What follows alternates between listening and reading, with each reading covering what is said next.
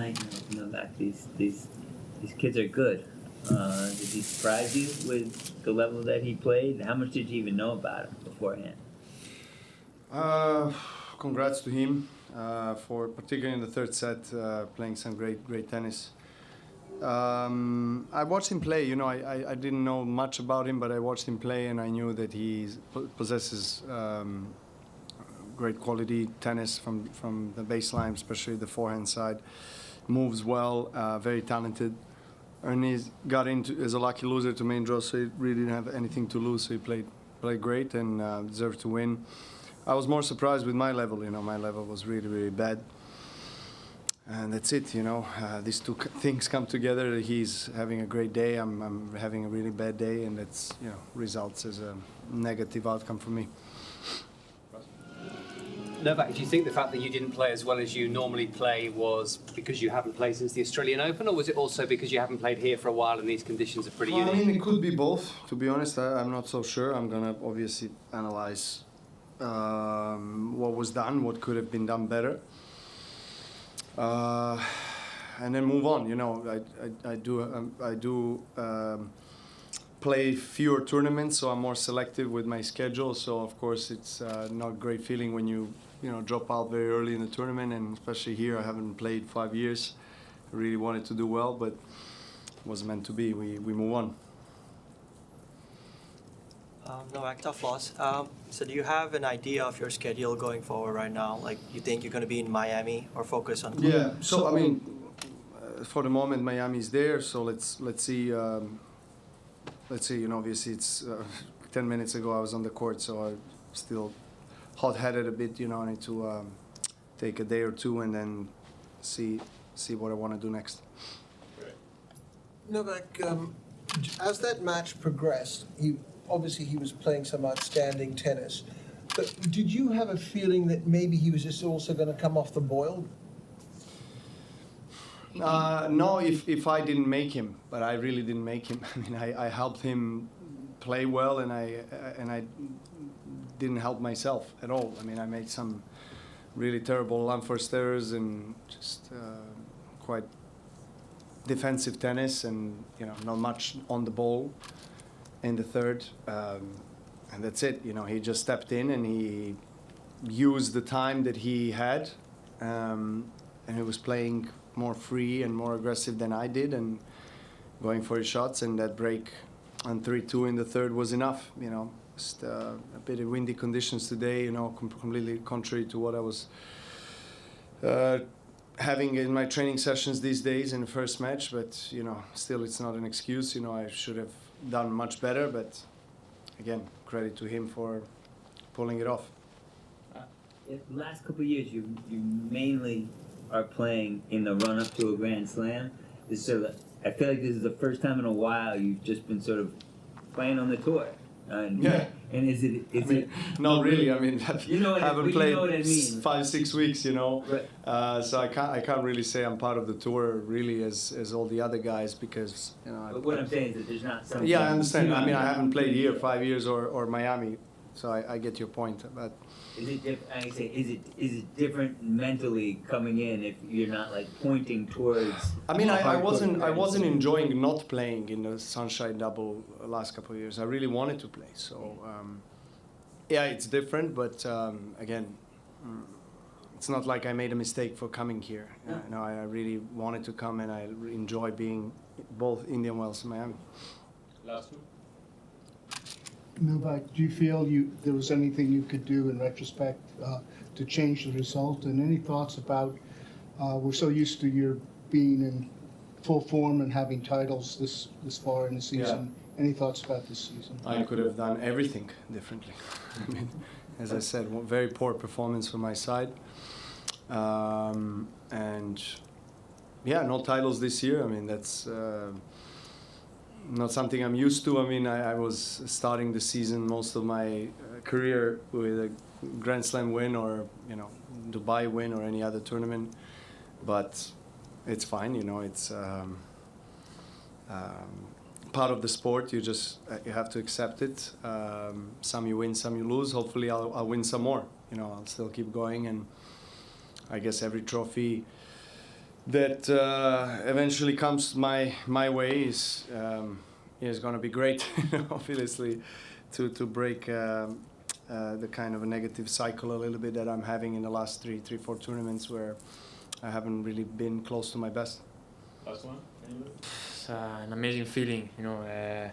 I couldn't even imagine to play a match against him, and now I also beat him, so it's such a dream come true for me.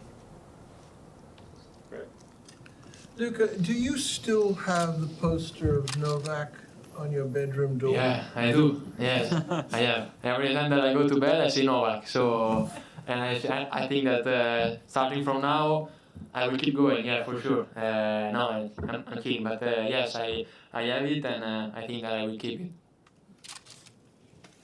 If someone came up to you after losing to Goffin and said, "Hey, dude, don't worry, you'll get a bye, you'll beat Novak," what would you say to that person? For sure, I would say you are crazy. I mean, no one could imagine it. I was like a third lucky loser, so even that, it was something that surprised me when I get in, and you know, even for me, I mean that I never like beat a top 50. I also beat Zhang in the first round, and now Djokovic. You know, I don't know what to say about it, but for sure, I will say to him that he's crazy. Yeah. Hi, Luca. At what point tonight did you start to think, okay, I can actually win this match, that this is no joke? Honestly, in the first 2 or 3 games, I thought that before the match, I spoke to my coach and I said, you know, I don't want to lose 6-1, 6-1. And after 3 or 4 games, because there was so much windy today, so it wasn't easy to play for both of us. And I think that I started good, and I realized that during the rally I was feeling good. So I don't know, yeah, maybe in the first games. Luca, the crowd obviously got behind you as well, even chanting your name. What did that mean to you, or did you hear it? Did you understand? You know? Honestly, I tried to don't listen too much to the crowd. I was trying just to be focused on what I had to do. But after the match, my coaches told me, "Look, everyone was cheering for you," and incredible, you know, because against Djokovic, he's the best player ever. So I think that I will keep it this moment for me and yeah, for the rest of my life. Yeah, for sure.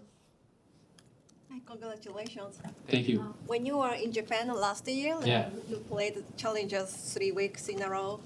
At that point, what was your a goal? And that time, were you able to picturing yourself to play this kind of a match? When I was in Japan, my goal was for sure to end the year in the top 100, which I didn't do because I won the first one and I lost in semis and in the quarter on the third one. And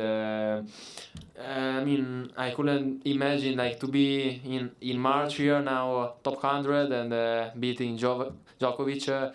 I think that no one could imagine it, and now I'm just trying to enjoy it and let's keep it. Anyone else?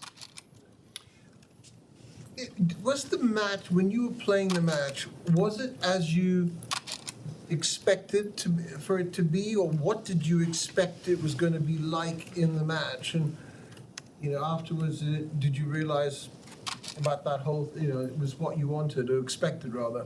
Yeah, for sure. Before the match, I'm 20 years old and I grew up watching him playing, so I watched his matches like 10 years for sure. And I think that the only one advantage that I had, it was that he didn't see me never play. So for sure, it was like a surprise for me that I could be able to play the rally. And maybe in the 3 or 4 games, I realized that I could play like 50-50 no, but like 60 and 40 for him, and going to the distance in the match, I felt that I was playing good, and it happened. Yeah. Hi, Luca. Congratulations. I know you were trying to stay focused throughout the match, but Yeah. what were the nerves like when you're sitting down at the changeover for 5-2 and you're getting ready to serve for the match? It had to be, what were you doing to keep your head clear? When I was 5-3, I was serving. The balls were almost new, and today I had some problems with the serve, with some double faults, and my coaches knows it that if I miss the first serve, I will be like so nervous to put the second serve. So on the last game, I tried always to be on the first serve, and it feels amazing. Yeah. Yes. Hello. Yeah. Before this, what was your biggest win, and any thoughts about Tommy Paul? Sorry. Before this, what was the biggest win Yeah. in your best win in your career? And do you have any thoughts about, I know you're just off the court, but any thoughts about Tommy Paul? Tommy Paul for what? I play against him? Oh, really? I didn't know. I mean, I didn't check the draw. I mean, no. Okay, so thanks for letting me know. And I don't know what to say. I mean, I didn't know it. So for sure, I will prepare the match with my coaches, and it's going to be a very tough one because he's playing very good. I like his game, his style, and let's see what happens. You might have been asked this question quite often, but now there are many successful Italian players in the ATP. So, is any secret, or did you get inspired by these players, especially Yannick?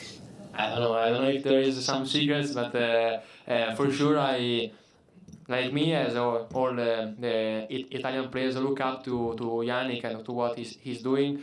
I had the chances to practice with him many times, and I always try to learn from him because he's a very nice guy, hard worker, and it's very nice what he's doing for Italy, for our country, for the tennis in Italy, because now the tennis is getting also more popular. So it's a very nice thing, and I hope that I can join him, not with his results, but we never know.